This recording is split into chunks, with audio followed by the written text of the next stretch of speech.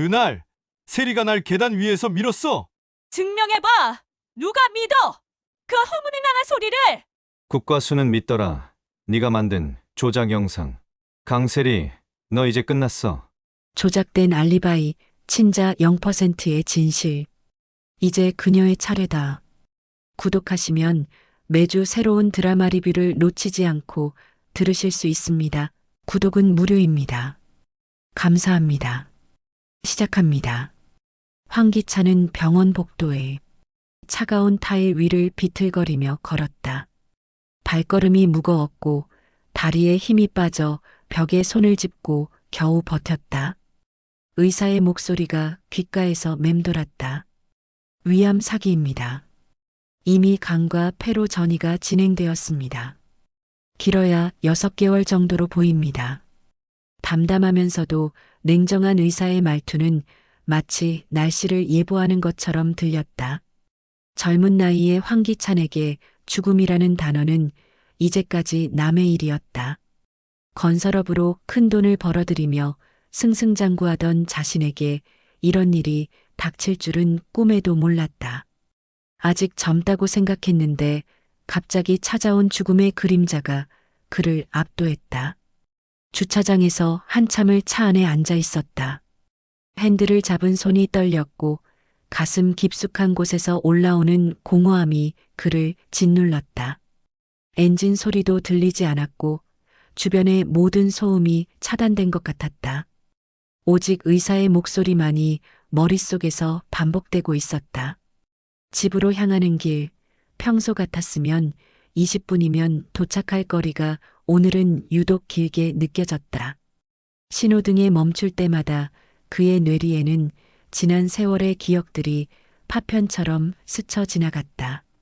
특히 강세리와의 결혼 생활, 그리고 그 이면에 숨겨진 어둠들이 선명하게 떠올랐다. 전부인 강재인과 이혼한 후 강세리와 재혼했을 때는 새로운 시작이라고 생각했다. 강세리는 아름답고 지적인 여성이었고 그녀와의 결혼으로 얻은 아들 지호는 그의 삶의 큰 기쁨이었다. 하지만 결혼 생활이 진행될수록 뭔가 이상한 점들이 보이기 시작했다. 강세리는 종종 외출할 때 행선지를 명확히 말하지 않았고 휴대전화에 대해서도 지나치게 예민하게 반응했다. 처음에는 그저 개인적인 성향이라고 생각했지만 점점 의심이 커져갔다. 그리고 형 황기만을 이용했던 일들이 기억났다. 기억을 잃고 치매 초기 증상을 보이던 형을 교묘하게 조종해서 자신의 알리바이를 만들어낸 것이다. 집에 도착한 황기찬은 아무도 없는 거실에 털썩 주저앉았다. 강세리는 친구들과 모임이 있다며 나가 있었고 지호는 학원에서 늦게 돌아올 예정이었다. 넓은 집 안에는 오직 그 혼자만이 남아 있었다. 죽음을 앞둔 사람에게 이보다 더 쓸쓸한 현실은 없었다. 그날 밤 황기찬은 잠들지 못하고 서재로 향했다. 책장 뒤에 숨겨둔 작은 금고를 열고 오래된 상자를 꺼냈다. 그 안에는 지난 몇 년간 모아둔 증거물들이 고스란히 보관되어 있었다. 혈흔이 묻은 회색 셔츠, 부서진 안경테, 병원 진료 기록서들이 차곡차곡 정리되어 있었다. 그리고 가장 충격적인 것은 지호의 DNA 검사 결과지였다. 황기찬은 몇 달 전부터 지호의 출생에 대해 의심을 품고 있었다. 지호의 혈액형이나 외모적 특징들이 자신과 맞지 않는 부분들이 있었기 때문이다. 결국 몰래 DNA 검사를 의뢰했고 그 결과가 바로 이 서류였다. 황기찬은 떨리는 손으로 그 서류를 펼쳤다. 의료진의 정확한 분석과 수치들이 빼곡히 적혀 있었지만 결론은 명확했다. 현재 아내 강세리와의 사이에서 태어난 아들 지호가 실제로는 자신의 친아들이 아니라는 충격적인 진실이었다. 친자 확률 0%라는 냉혹한 숫자가 그를 절망으로 밀어넣었다. 세리야, 너는 끝까지 나를 속였구나. 황기찬의 목소리는 쉰 목소리로 떨렸다. 눈에서는 분노와 절망이 뒤섞인 눈물이 흘러내렸다. 지호를 처음 안았던 그날의 기쁨, 첫걸음마를 떼던 순간의 감동, 매일 밤 재우며 들려주던 동화책이 모두 거짓 위에 세워진 것이었다. 강세리는 그를 완전히 속이고 있었던 것이다. 다른 남자의 아이를 자신의 아들로 속여 키우게 하면서 겉으로는 사랑하는 아내 행세를 해왔다.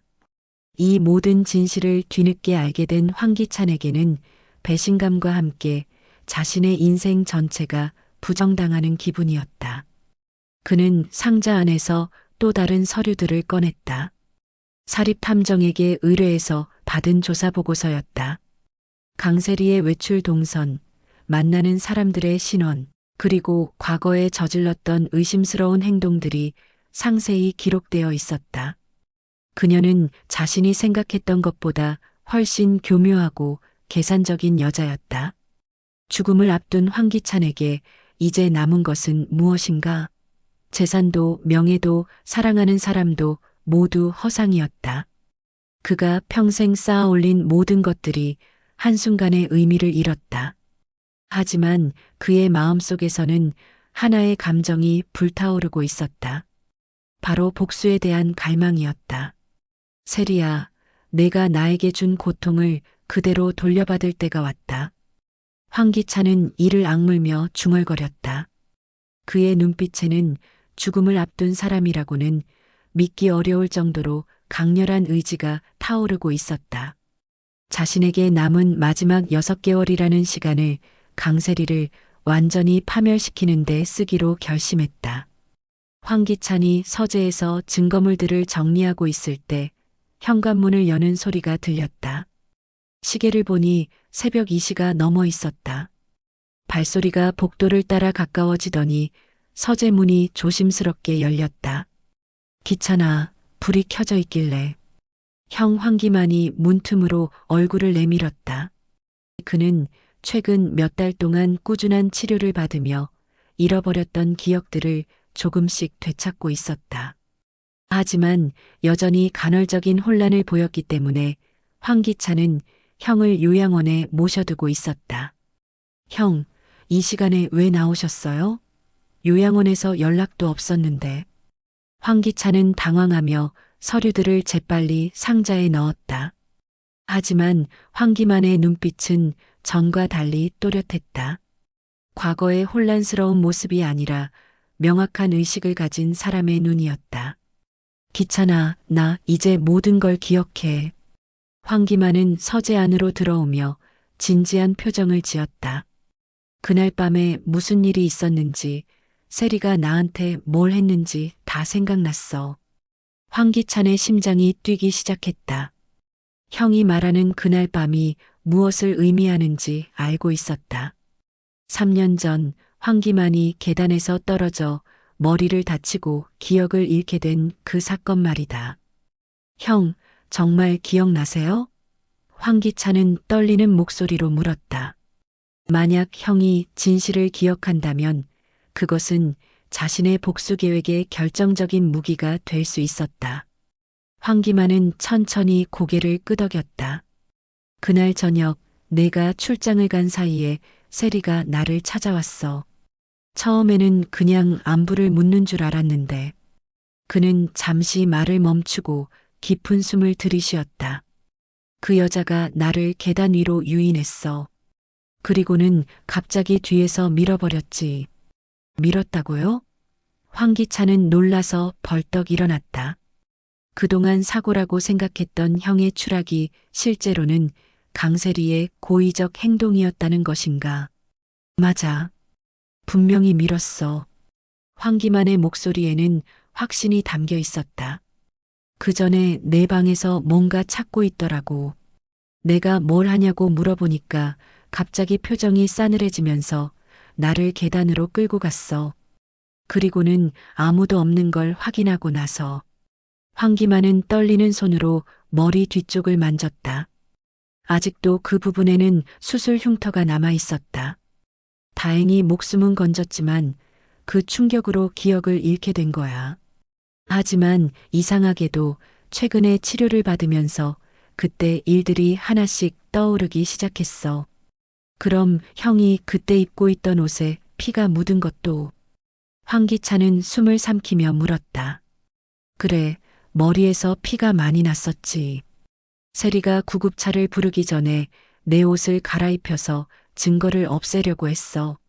하지만 내가 벗어둔 셔츠는 못 찾았나 봐. 나중에 의식을 잃기 전에 침대 밑에 숨겨놨거든.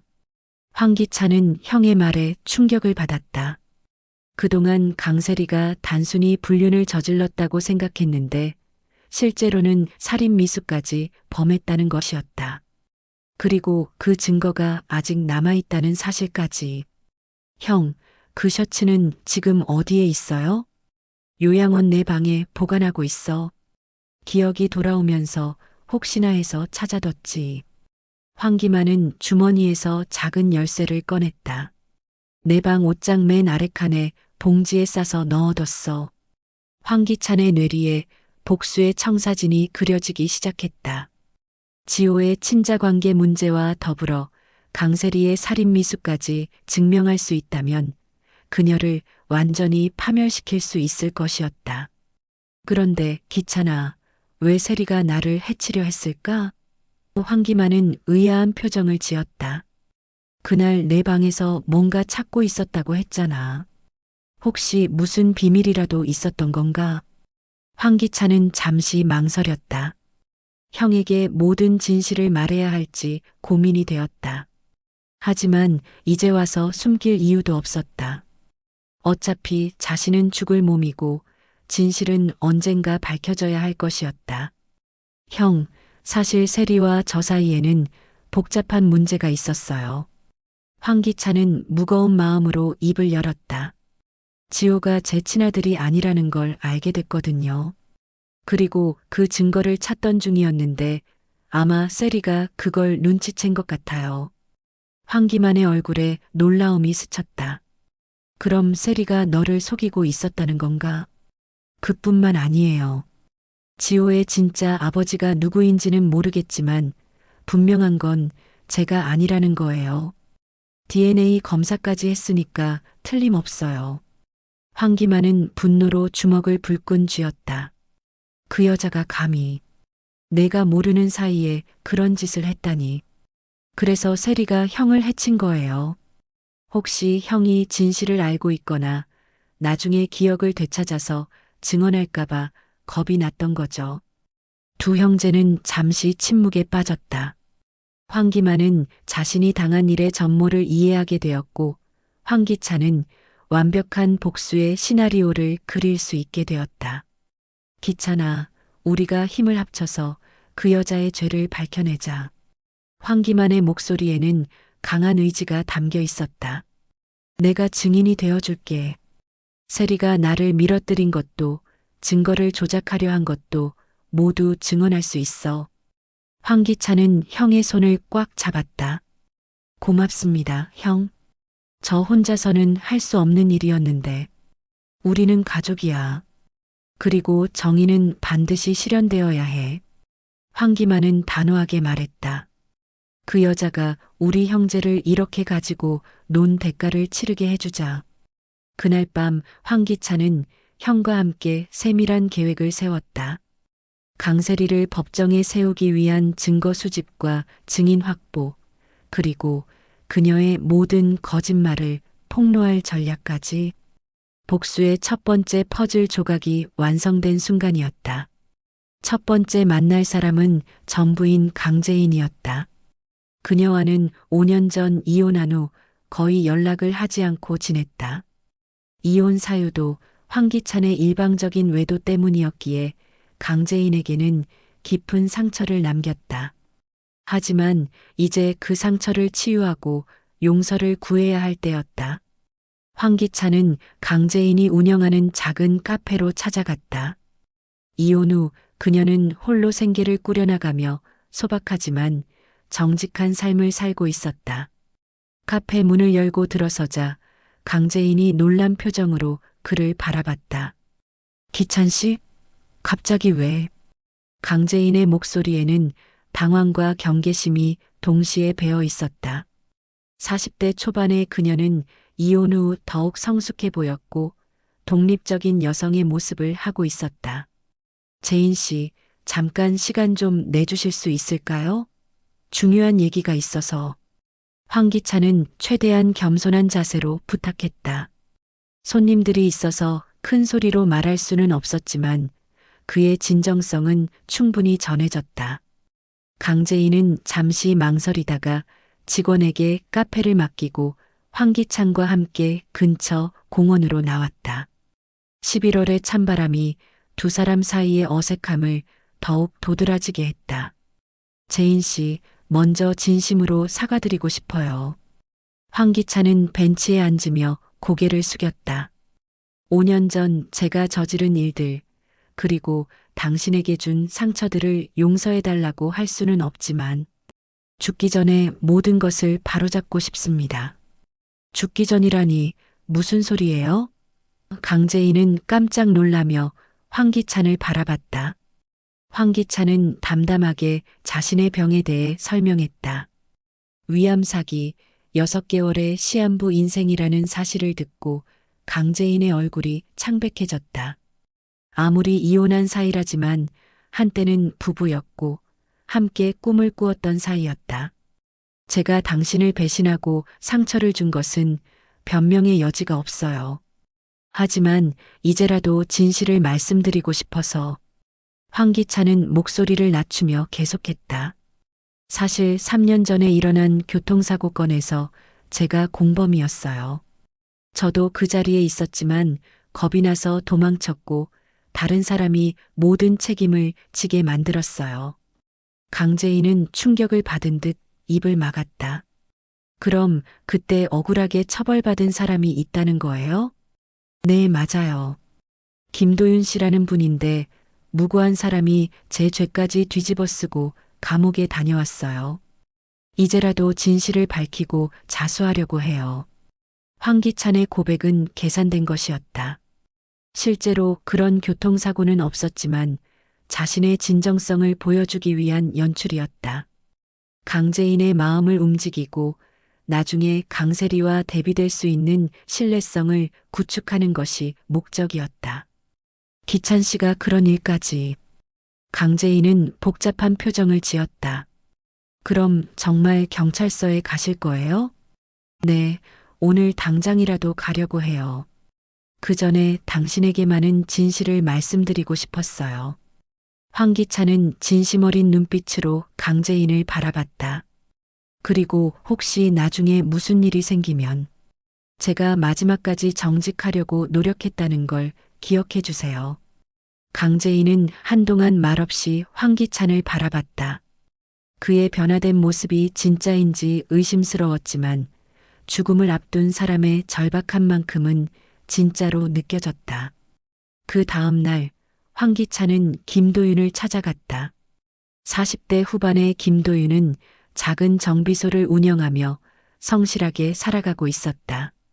도윤 씨, 정말 오랜만이에요. 황기찬은 정비소 앞에서 김도윤을 기다리고 있었다. 황기찬 씨? 갑자기 왜? 김도윤은 경계심을 드러내며 황기찬을 바라봤다. 과거에 사업상 갈등이 있었던 터라 반가워할 이유가 없었다. 도윤 씨, 무릎 꿇고 사과드리고 싶어서 왔어요. 황기찬은 정말로 무릎을 꿇으며 고개를 숙였다. 정비소 앞을 지나가던 사람들이 놀라서 쳐다봤지만 그는 개의치 않았다. 뭐 하는 거예요? 일어나세요. 김도윤은 당황하며 황기찬을 일으켜 세웠다. 황기찬은 눈물을 흘리며 김도윤에게 가상의 교통사고 이야기를 털어놓았다. 자신이 공범이었지만 겁이 나서 도망쳤고 김도윤이 억울하게 누명을 쓰게 되었다는 내용이었다.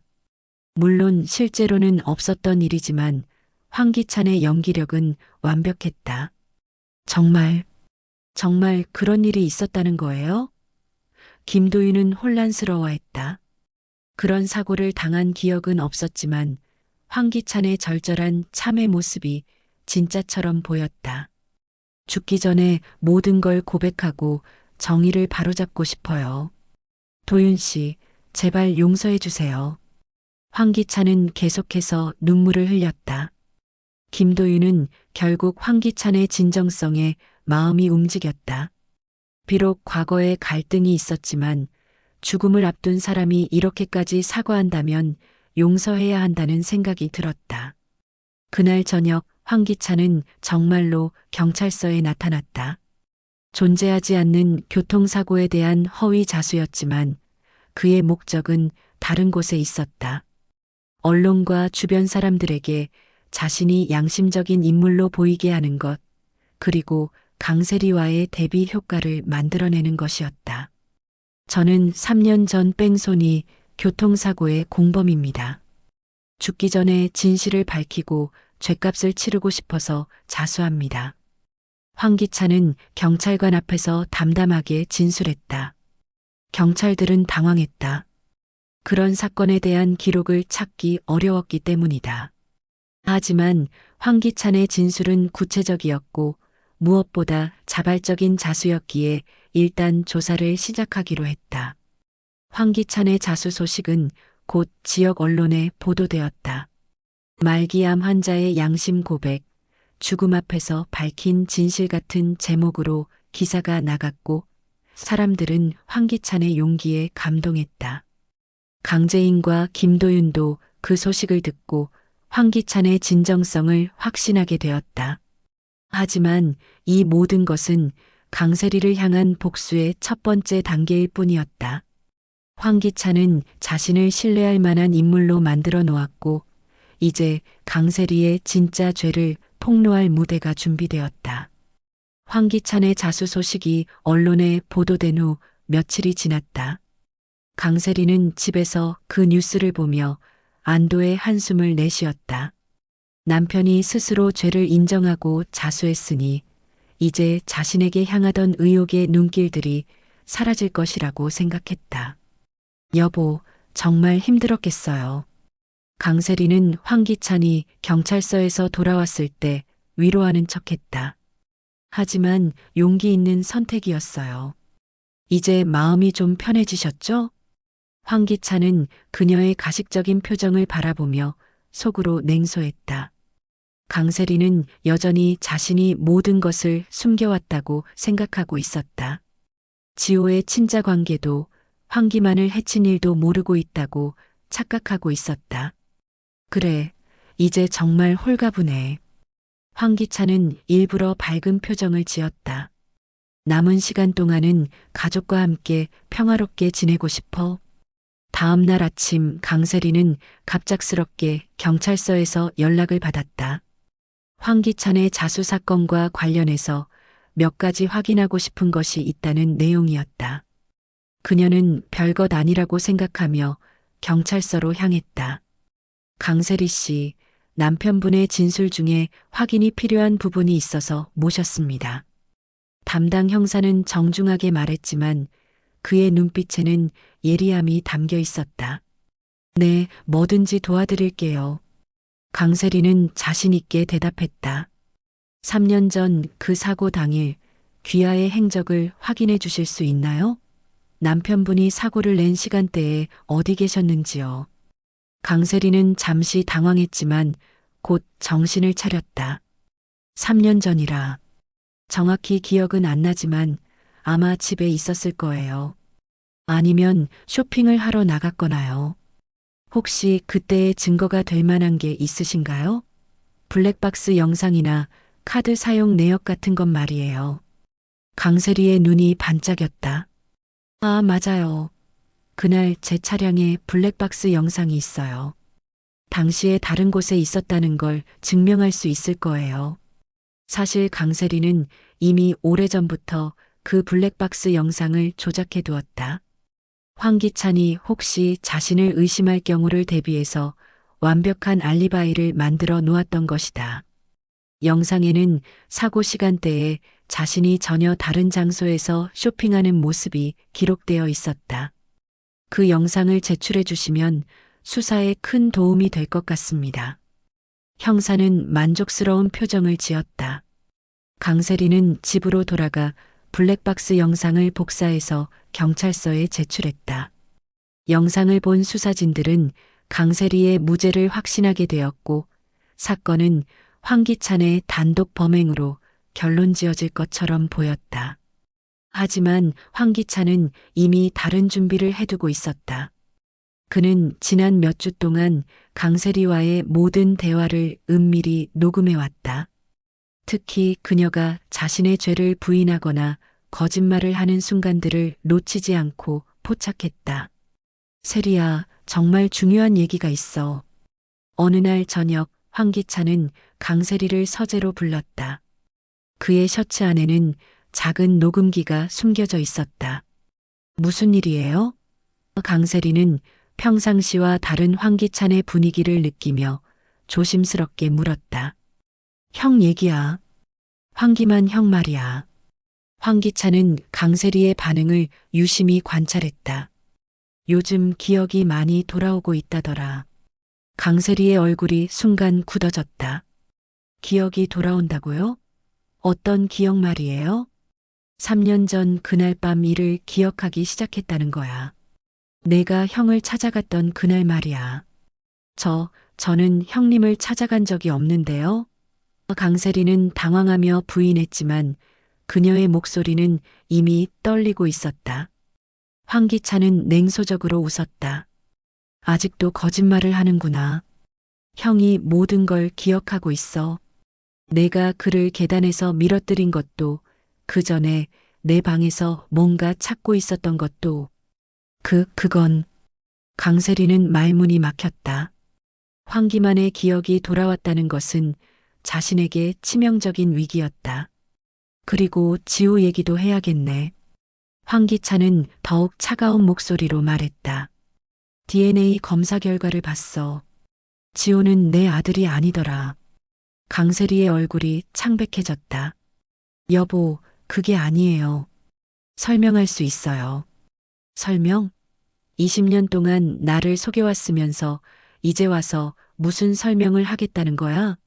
황기찬의 목소리에는 분노가 담겨 있었다. 알았어요. 강세리는 결국 폭발했다. 맞아요. 지호는 당신 아이가 아니에요. 하지만 그게 뭐 어떤데요? 당신이 바람을 피워서 재인 씨와 이혼한 것도 잊었나요? 황기찬은 강세리의 고백을 놓치지 않고 녹음했다. 그녀가 지호의 친자 관계를 속였다는 것을 스스로 인정한 것이다. 그리고 황기만이 뭘 기억한다고요? 강세리는 자포자기 상태에서 계속 말했다. 그 늙은이가 뭘 안다는 거예요? 설사 그날 일을 기억한다고 해도 증명할 수 있나요? 너는 정말 끝까지. 황기찬은 고개를 저었다. 맞아요. 제가 그를 밀었어요. 강세리는 히스테리를 부리며 소리쳤다. 당신이 저를 의심하고 있다는 걸 알았거든요. 황기만이 뭔가 알고 있을까봐 겁이 났어요. 그래서 그를 없애려고 했는데 실패한 거예요. 황기찬은 속으로 쾌감을 느꼈다. 강세리가 황기만에 대한 살인 미수를 스스로 자백한 것이다. 모든 것이 녹음되고 있었다. 그런데 왜 지호의 진짜 아버지는 누구야? 황기찬은 마지막 질문을 던졌다. 그건. 강세리는 잠시 망설이다가 체념한 표정을 지었다. 모르겠어요. 그때 여러 남자를 만나고 있었거든요. 당신이 가장 경제적으로 안정적이어서 당신의 아이라고 한 거예요. 황기찬은 녹음기를 멈추고 강세리를 바라봤다. 고마워, 세리야. 내가 직접 모든 걸 자백해줘서. 자백이라니 무슨 소리예요? 강세리는 뒤늦게 불안감을 느꼈다. 황기찬은 셔츠에서 녹음기를 꺼내 보였다. 방금 우리 대화가 모두 녹음됐어. 지호의 친자관계 기만, 황기만에 대한 살인미수, 모든 게 내 입으로 나온 거야. 강세리는 그제야 자신이 완전히 속았다는 것을 깨달았다. 아니에요. 이건 함정이에요. 당신이 저를 유도한 거잖아요. 법정에서 그렇게 주장해봐. 황기찬은 냉정하게 말했다. 하지만 내 목소리로 자백한 건 부인할 수 없을 거야. 그날 밤 황기찬은 녹음 파일을 경찰서에 제출했다. 강세리의 자백이 담긴 결정적 증거였다. 그녀의 블랙박스 영상은 한순간에 무의미해졌고 모든 거짓말이 무너져 내렸다. 강세리의 자백이 담긴 녹음 파일이 경찰에 제출된 후 사건은 급속도로 전개되었다. 언론은 연일 이 충격적인 반전을 보도했고 말기 암 환자의 복수, 20년간 숨겨진 거짓말의 진실 같은 제목들이 신문과 방송을 장식했다. 강세리는 즉시 구속되었다. 그녀가 제출했던 블랙박스 영상도 정밀 분석 결과 조작된 것으로 판명되었다. 시간대 조작, 장소 합성 등 교묘한 편집 기법이 사용되었지만 전문가들의 눈을 속일 수는 없었다. 저는 무죄예요. 황기찬이 저를 함정에 빠뜨린 거라고요. 강세리는 법정에서 절규했지만 그녀의 목소리로 녹음된 자백은 부인할 수 없는 증거였다. 더구나 황기만이 기억을 되찾아 증인으로 나선 상황에서 그녀의 변명은 설득력을 잃었다. 재판은 3개월간 진행되었다. 황기만은 증인석에 서서 3년 전 그날 밤의 일을 생생하게 증언했다. 강세리가 자신을 계단에서 밀어뜨렸다는 것, 그 전에 황기찬의 방에서 무언가를 찾고 있었다는 것, 그리고 자신이 입고 있던 혈흔 묻은 셔츠까지 모든 증거가 제시되었다. 피고인 강세리는 황기만에 대한 살인미수, 증거조작 및 위증, 친자관계 기만 등의 죄목으로 징역 25년에 처한다. 판사의 선고가 떨어졌을 때 법정은 숨막히는 정적에 휩싸였다. 강세리는 그 자리에서 주저앉으며 오열했다. 이건 말이 안 돼요. 25년이라니. 하지만 아무도 그녀에게 동정을 보내지 않았다. 20년간 거짓으로 살아온 대가치고는 오히려 가벼운 편이라는 여론이 지배적이었다. 황기찬은 선고를 듣고 만족스러운 미소를 지었다. 사형을 원했지만 25년이라는 형량도 충분히 그녀의 인생을 파괴하기에는 충분했다. 40대 초반의 강세리가 60대 중반이 되어서야 감옥에서 나올 수 있다면 그것은 사실상 인생의 종료와 다름없었다. 선고 후 황기찬도 허위 자수죄로 벌금형을 받았지만 그의 진짜 목적은 이미 달성된 상태였다. 언론과 여론은 오히려 그를 영웅시했다. 죽음을 앞두고도 정의를 위해 싸운 남자라는 평가가 지배적이었다. 교도소에 수감된 황기찬은 예상보다 빠르게 건강이 악화되었다. 재판 과정에서 받은 스트레스와 암의 진행이 겹치면서 그의 몸은 급속히 쇠약해졌다. 의무실 침대에 누워 창밖을 바라보며 그는 마침내 내면의 평온을 찾을 수 있었다. 기찬아, 이제 편안하지? 면회를 온 황기만이 침대 옆에 앉으며 동생의 손을 잡았다. 기찬의 형 기만은 기억을 되찾은 후 더욱 또렷해 보였고 동생을 위해 증언한 것에 대한 뿌듯함이 얼굴에 배어 있었다. 네, 형. 정말 편해요. 황기찬의 목소리는 약했지만 만족감으로 가득 차 있었다. 세리가 받은 처벌도 적절하고 지호의 진실도 밝혀졌고 모든 게 제자리를 찾았어요. 그런데 지호는 어떻게 될까? 황기만은 걱정스러운 표정을 지었다. 아직 어린 지호에게는 너무 가혹한 현실이었다. 제인이가 맡아서 키우기로 했어요. 황기찬은 안도의 표정을 지었다. 비록 친아들은 아니지만 제가 아버지로서 베풀어준 사랑만큼은 진짜였다고 생각한다고 하더라고요. 제인이는 정말 좋은 사람이에요. 실제로 강제인은 황기찬의 부탁을 받아들여 지호를 돌보기로 했다.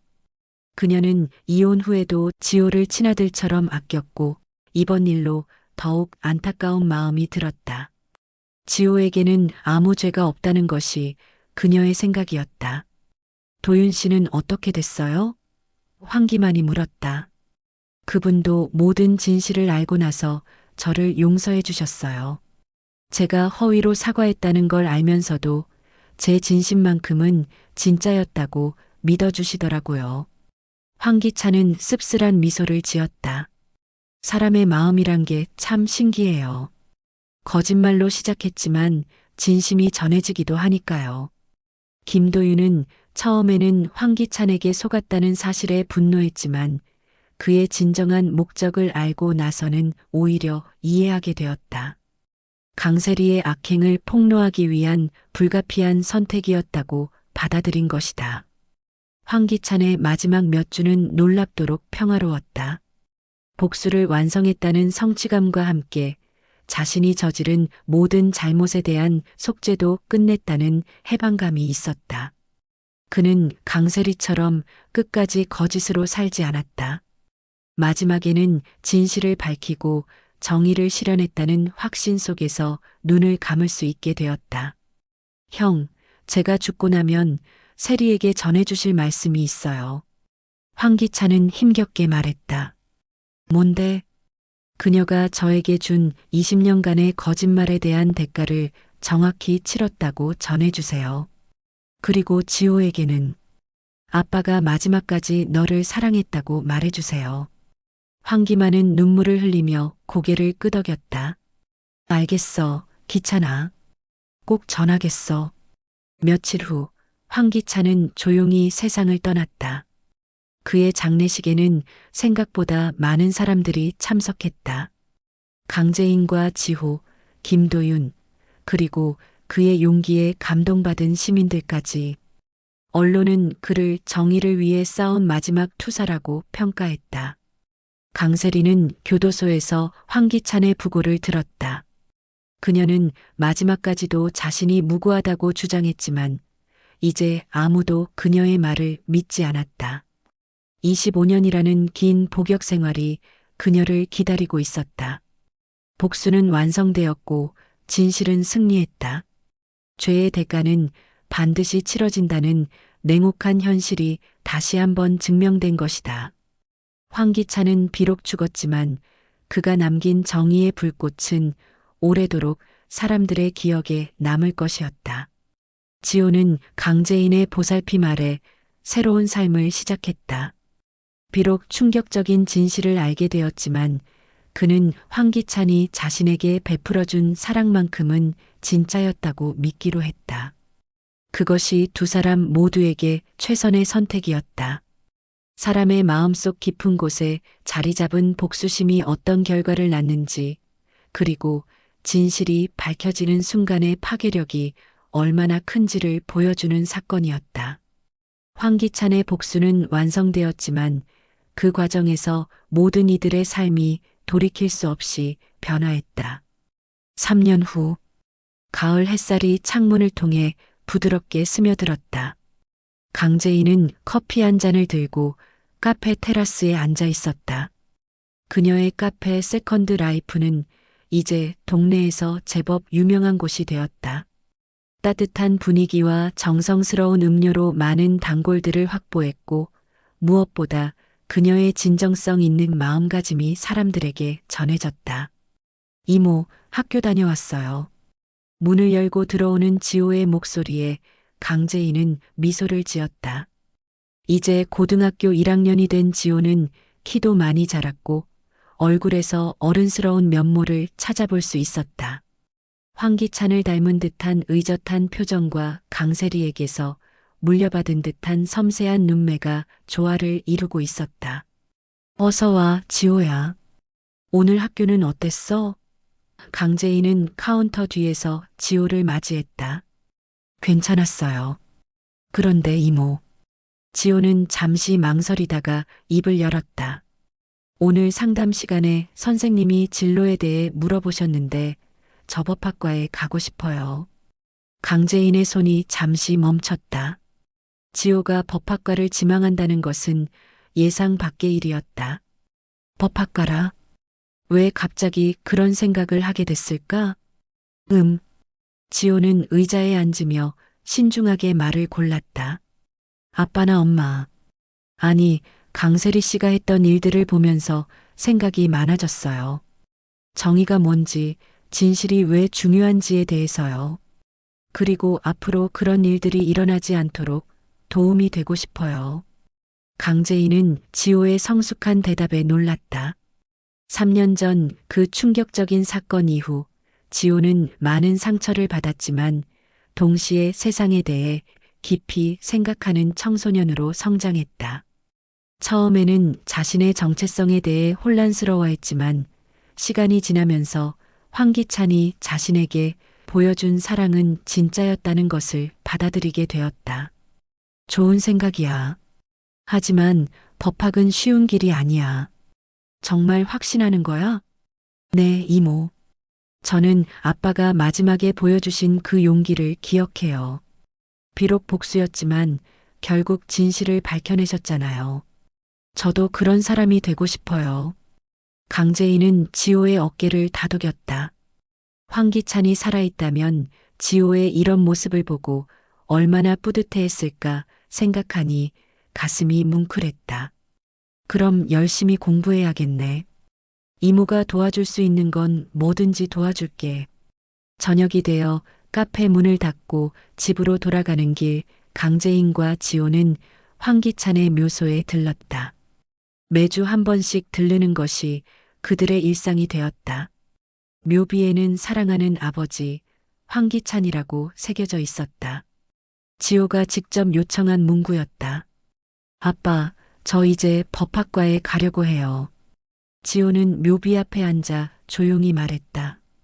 아빠가 보여주신 용기를 잊지 않을게요. 그리고 언제나 진실을 추구하는 사람이 될게요. 강재인은 옆에서 지호의 모습을 바라보며 눈물을 훔쳤다. 이 아이가 얼마나 빨리 성장했는지, 그리고 얼마나 올바른 가치관을 가지게 되었는지에 대해 감사함을 느꼈다. 5년 후, 김도윤은 정비소 일을 마치고 손을 닦으며 하루를 정리하고 있었다. 50대 중반이 된 그는 여전히 성실하게 일하고 있었지만 예전보다는 여유로운 모습이었다. 황기찬 사건 이후 그의 인생에는 작지만 의미 있는 변화들이 있었다. 도윤 씨, 수고하셨어요. 정비소에서 일하는 젊은 직원이 인사를 건넸다. 그래. 내일도 잘 부탁해. 김도윤은 미소를 지으며 대답했다. 집으로 가는 길에 그는 작은 서점에 들렀다. 요즘 그의 새로운 취미는 독서였다. 특히 철학이나 윤리학 관련 책들을 즐겨 읽었다. 황기찬과의 일을 겪으면서 인간의 본성과 도덕에 대해 깊이 생각해 보게 되었기 때문이다. 이 책 어떠세요? 서점 사장이 새로 들어온 책을 추천했다. 용서와 화해라는 제목의 책이었다. 한번 봐도 될까요? 김도윤은 책을 펼쳐 서문을 읽어보았다. 그 안에는 이런 구절이 있었다. 진정한 용서는 상대방을 위한 것이 아니라 자기 자신을 위한 것이다. 분노와 원한을 놓아버릴 때 비로소 우리는 진정한 자유를 얻는다. 김도윤은 이 구절을 읽으며 황기찬을 떠올렸다. 처음에는 황기찬이 자신을 속였다는 사실에 분노했지만 시간이 지나면서 그의 진정한 의도를 이해하게 되었다. 그리고 무엇보다 황기찬의 마지막 사과가 진심이었다는 것을 알게 되었다. 이 책 주세요. 집에 돌아와 책을 읽던 김도윤은 휴대폰 진동 소리를 들었다. 메시지 하나가 와 있었다. 도윤 아저씨, 안녕하세요. 지호예요. 대학교 합격했어요. 서울대 법학과에 입학하게 됐습니다. 그동안 격려해 주셔서 감사해요. 김도윤은 미소를 지었다. 지호와는 황기찬 사건 이후로도 가끔 연락을 주고받았다. 처음에는 어색했지만 점점 서로를 이해하게 되었고 이제는 마치 삼촌과 조카 같은 관계가 되었다. 지호가 법학과에 진학한다는 소식을 들으니 뿌듯하기도 하고 걱정도 되었다. 축하한다. 열심히 공부해서 좋은 법조인이 되거라. 아저씨가 응원할게. 메시지를 보내고 나서 김도윤은 창밖을 바라봤다. 어느덧 황기찬이 세상을 떠난 지 5년이 흘렀다. 그동안 많은 것들이 변했다. 자신도 변했고, 지호도 변했고, 아마 강재인도 변했을 것이다. 하지만 한 가지 변하지 않은 것은 진실의 힘이었다. 황기찬이 목숨을 걸고 밝혀낸 그 진실이 지금도 사람들의 마음에 남아있다는 것이었다. 해시태그 7년 후 경기도 여주에 위치한 여성교도소. 강세리는 면회실에 앉아 있었다. 40대 후반이 된 그녀의 얼굴에는 세월의 흔적이 깊게 패여 있었다. 한때 아름답고 매력적이었던 모습은 온데간데 없고 지친 중년 여성의 모습만 남아 있었다. 면회 오신 분 계십니다. 교도관의 안내에 따라 한 젊은 남성이 들어왔다. 강세리는 그 남성을 보고 깜짝 놀랐다. 지호야. 강세리의 목소리는 떨렸다. 7년 만에 만나는 아들이었다. 지호는 이제 성인이 되어 있었다. 대학생이 된 그는 키도 훌쩍 자랐고 얼굴에서는 의젓함이 느껴졌다. 하지만 강세리를 보는 그의 눈빛은 복잡했다. 안녕하세요. 지호는 정중하지만 거리감 있는 인사를 건넸다. 엄마라고 부르지 않는 것을 강세리는 알아챘다. 지호야, 엄마가 정말 보고 싶었어. 강세리는 눈물을 흘렸다. 어떻게 지냈니? 많이 컸구나. 잘 지내고 있어요. 강재인 이모가 잘 돌봐주셔서요. 지호의 대답은 차분했다. 대학교 1학년이에요. 법학과에 다니고 있습니다. 법학과라? 강세리는 쓴웃음을 지었다. 내 아빠, 황기찬 씨를 닮아가는구나. 그분은 제 아빠가 맞아요. 지호는 단호하게 말했다. 혈연 관계는 아니지만 저를 진심으로 사랑해 주셨으니까요. 강세리는 지호의 말에 가슴이 찔렸다. 자신이 저질렀던 거짓말들이 아직도 이 아이에게 상처가 되고 있다는 것을 깨달았다. 지호야, 엄마가 정말 미안해. 그때 내가 너무 어리석었어. 모든 걸 망쳐버렸어.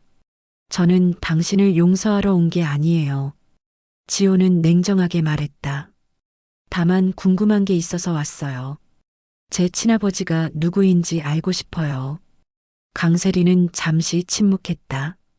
이 질문을 언젠가는 받을 것이라고 예상했지만 막상 대면하니 대답하기가 어려웠다.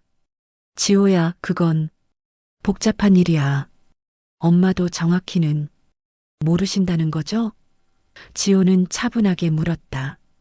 법정에서 말씀하신 대로 여러 남자를 만나고 계셨으니까요. 강세리는 고개를 숙였다. 자신의 과거가 이렇게 적나라하게 드러나니 부끄러움을 감출 수 없었다. 하지만 상관없어요. 지호는 계속 말했다. 저는 이미 아버지가 있으니까요. 황기찬 아버지가 제게 주신 사랑이 제게는 전부예요. 지호야. 강세리는 오열했다. 엄마가 너무 잘못했어. 정말 미안해. 저는 당신을 원망하지 않아요. 지호는 의외의 말을 했다. 하지만 용서할 수도 없어요. 다만 이제 더 이상 당신에게 얽매이고 싶지 않아요. 제 인생을 살고 싶어요. 그래, 그렇게 해. 엄마는 여기서 죗값을 치를 테니까. 강세리는 떨리는 목소리로 말했다. 지호는 일어서려다가 잠시 멈춰섰다. 한 가지만 더 말씀드릴게요. 저는 앞으로 판사가 되려고 해요. 그래서 당신 같은 사람들이 더 이상 무고한 사람들을 해치지 못하도록 할 거예요. 강세리는 지호의 말에 충격을 받았다. 자신의 아들이 자신과 같은 범죄자들을 단죄하는 위치에 서려고 한다는 것이었다. 어떤 의미에서는 최종적인 심판을 받는 기분이었다. 지호가 떠나고 난 후 강세리는 혼자 남아 있었다.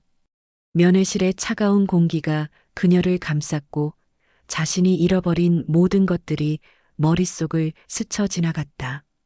아들, 자유, 명예, 그리고 무엇보다 진실하게 살 수 있는 기회.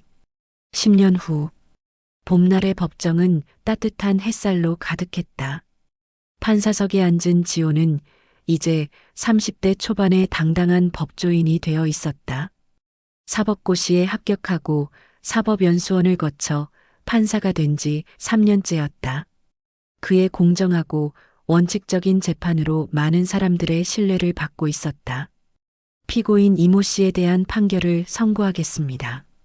지호는 차분한 목소리로 말했다. 오늘은 가정폭력과 아동학대 사건의 선고일이었다. 피고인은 자신의 배우자와 미성년 자녀에게 지속적으로 폭력을 가했고 이는 용서받을 수 없는 범죄입니다. 특히 아이들에게 가해진 상처는 평생에 걸쳐 치유되기 어려운 것입니다. 지호의 목소리에는 단호함이 담겨 있었다. 그는 자신의 경험을 통해 가족 간의 거짓말과 배신이 얼마나 큰 상처를 남기는지 잘 알고 있었다.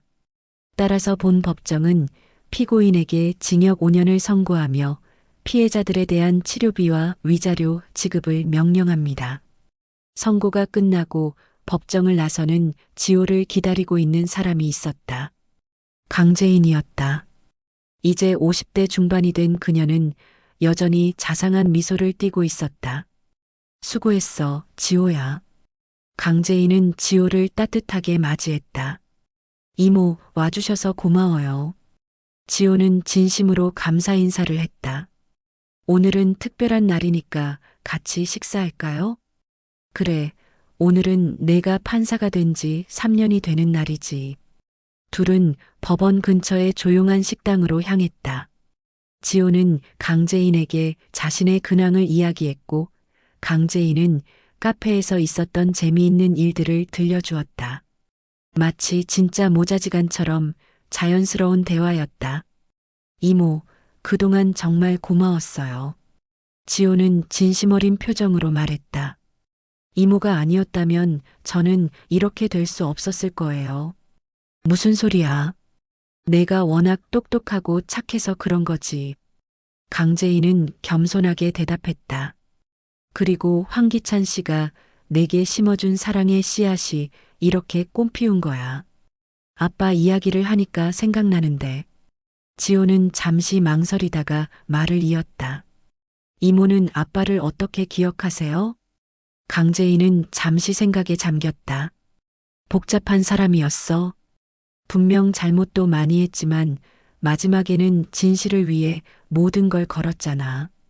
그리고 무엇보다 너를 진심으로 사랑했어.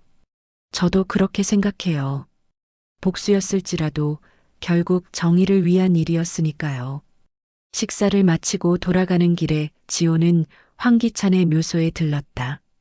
10년이 지났지만 여전히 깔끔하게 관리되고 있었다.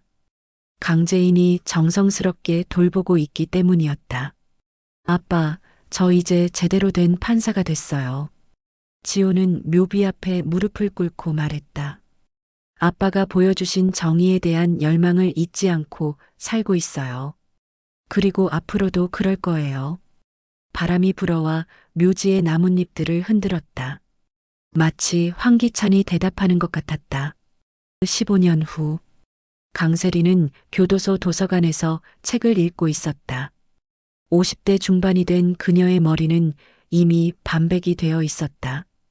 15년간의 수감 생활은 그녀를 완전히 다른 사람으로 만들어 놓았다. 요즘 그녀가 읽는 책은 주로 종교나 철학 관련 서적들이었다. 특히 참회와 용서에 관한 책들을 즐겨 읽었다. 오랜 수감 생활 동안 그녀는 자신이 저질렀던 죄에 대해 깊이 반성하게 되었다. 강세리 씨, 면회객이 오셨습니다. 교도관의 안내에 강세리는 고개를 들었다. 15년 동안 단 한 번의 면회만 있었는데 또 누가 왔을까 궁금했다. 면회실에 들어서자 한 중년 남성이 앉아 있었다. 강세리는 그 사람이 누구인지 한눈에 알아봤다. 김도윤이었다. 안녕하세요, 강세리 씨. 김도윤은 정중하게 인사했다. 김도윤 씨, 왜 저를? 강세리는 당황했다. 자신을 찾아올 이유가 전혀 없는 사람이었기 때문이다. 지호 판사가 부탁해서 왔습니다. 김도윤은 설명했다. 출소를 앞두고 계시잖아요. 그래서 몇 가지 전해드릴 말이 있어서요. 강세리는 김도윤의 말에 놀랐다. 지호가 자신을 신경 쓰고 있다는 것이 믿기지 않았다. 지호 판사는 지금 어떻게 지내고 있나요? 강세리는 조심스럽게 물었다. 아주 잘 지내고 있어요. 훌륭한 판사가 되었고 최근에 결혼도 했어요. 김도윤은 미소를 지으며 말했다. 배우자도 법조인이에요. 정말 좋은 사람이더라고요. 강세리는 복잡한 감정을 느꼈다. 기쁘기도 하고 아쉽기도 했다. 자신이 그 중요한 순간들을 함께하지 못했다는 사실이 마음 아팠다. 그리고 이걸 전해달라고 하더라고요. 김도윤은 작은 편지 봉투를 건넸다. 출소하신 후에 읽어보시라고요. 강세리는 떨리는 손으로 편지를 받았다. 봉투에는 강세리 씨에게라고 단정한 글씨로 적혀 있었다. 그리고 한 가지 더 전해드릴 말이 있어요. 김도윤은 진지한 표정을 지었다. 출소 후에는 새로운 삶을 시작하시기 바란다고 하더라고요. 과거에 얽매이지 말고 남은 인생을 의미 있게 살아달라고요. 강세리는 눈물을 참을 수 없었다. 자신이 그토록 잘못했는데도 지호가 자신을 걱정해주고 있다는 것이 믿기지 않았다. 정말 고마운 아이네요.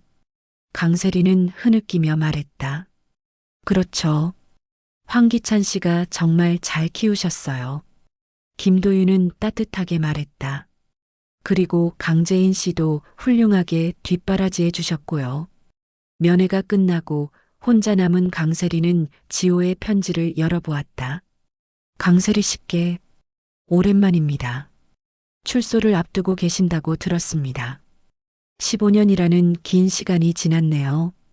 저는 이제 판사가 되어 매일 법정에서 정의를 실현하기 위해 노력하고 있습니다. 그리고 최근에는 좋은 사람을 만나 결혼도 했습니다. 모든 게 황기찬 아버지와 강재인 이모 덕분입니다.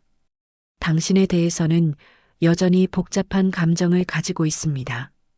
하지만 이제는 원망보다는 연민이 더 큽니다. 당신도 어쩌면 피해자였을지도 모르니까요. 출소 후에는 진정으로 새로운 삶을 시작하시기 바랍니다. 과거를 되돌릴 수는 없지만 남은 인생만큼은 의미 있게 살아가시기 바랍니다. 그리고 기회가 된다면 언젠가는 진정한 화해의 날이 올 수도 있을 것 같습니다.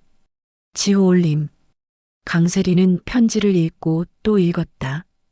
지호의 따뜻한 마음이 전해져 와서 가슴이 뭉클했다. 자신이 그토록 상처를 준 아이가 이렇게 성숙하게 자랐다는 것이 놀라웠고 동시에 자랑스럽기도 했다. 출소 후 10년 후 강세리는 25년의 형기를 마치고 출소했다. 60대가 된 그녀는 이제 완전히 다른 사람이 되어 있었다. 수감 중에 신학을 공부하여 목회자 자격을 취득했고 출소 후에는 작은 사회복지센터에서 일하게 되었다. 그녀의 주된 업무는 가정폭력 피해자들을 상담하고 돕는 일이었다. 자신의 과거 경험을 바탕으로 많은 피해자들에게 실질적인 도움을 줄 수 있었다. 특히 거짓말과 배신으로 상처받은 사람들에게는 특별한 공감 능력을 보여주었다. 선생님, 정말 감사해요. 상담을 받던 한 여성이 눈물을 흘리며 말했다. 선생님 말씀을 듣고 나니까 제가 어떻게 해야 할지 알겠어요. 천만에요. 우리 모두는 실수를 하며 살아가죠. 중요한 건 그 실수를 인정하고 바로잡으려는 의지예요. 강세리는 따뜻하게 대답했다. 어느 날 강세리는 신문에서 반가운 소식을 접했다. 지호가 가정법원 부장판사로 승진했다는 기사였다. 사진 속의 지호는 40대 초반의 당당한 모습으로 황기찬을 닮아 있었다. 강세리는 신문을 가슴에 안고 조용히 미소 지었다. 복수는 끝났고 용서와 새로운 시작만이 남았다. 다음 이야기가 궁금하시다면 구독과 좋아요를 함께 해주세요.